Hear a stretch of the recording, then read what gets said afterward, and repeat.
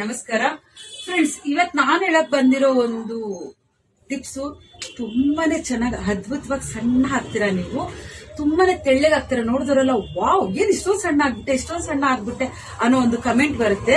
So ಅದ್ಭುತವಾದ ಒಂದು ಪರಿಣಾಮ ಕೊಡುತ್ತೆ. ನಿಮ್ಮ ಒಂದು ಬಾಡಿಲಿರೋ ಕೊಬ್ಬಿನ ಅಂಶನ ಮಂಜು ಐಸ್ ಕರಗೋ ತರ ಕರಗಿಸುತ್ತೆ.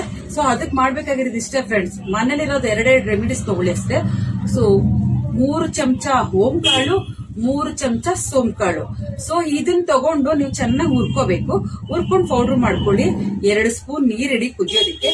ನೀರ್ ಕುದಿಬೇಕಾದ್ರೆ ಆ ಹುರಿದಿರೋ ಅಂತ ಪೌಡ್ರು, 2 ಪೌಡ್ರು ಮಿಕ್ಸ್ ಮಾಡಿರೋ ಪೌಡ್ರು ಸೇರಿ ಆ 3 ಸ್ಪೂನ್ ಹುರಿದು ಪುಡಿ ಮಾಡಿರ್ತಿಲ್ಲ, ಅದನ್ನ ನೀರ್ಗೆ ಹಾಕಿ ಚೆನ್ನಾಗಿ ಕುದಿಸ್ಬೇಕು. ಕುದಿಸ್ಬಿಟ್ಟು ಆ ನೀರ್ನ ಬೆಳಿಗ್ಗೆ ಮತ್ತೆ ರಾತ್ರಿ ಕುಡೀರಿ.